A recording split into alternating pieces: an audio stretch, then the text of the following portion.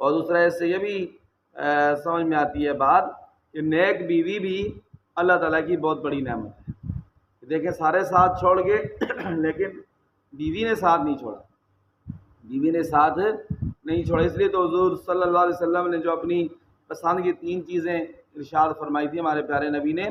تو ان میں ایک چیز یہ بھی فرمائی تھی کہ وفی روایت امرأۃ صالحہ، کہ ایک میں یہ آتا ہے کہ نیک بیوی، حضور نے فرمایا کہ نیک بیوی کی محبت اللہ تعالیٰ نے میرے دل میں ڈال، جو عبادت میں اللہ تعالیٰ کے ساتھ وفا کرنے والی ہو اور اپنی عفت اور پاک دامنی میں اپنے شوہر کے ساتھ وفا کرے، دکھ سکھ میں اپنے شوہر کا ساتھ نہ چھوڑے، تو ایسی بیوی حضور نے فرمایا مجھے بہت پسند ہے۔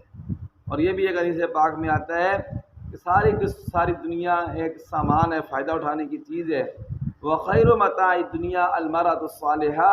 دنیا کے ساز و سامان میں سے سب سے بہترین سامان وہ نیک بیوی ہے، نیک عورت ہے۔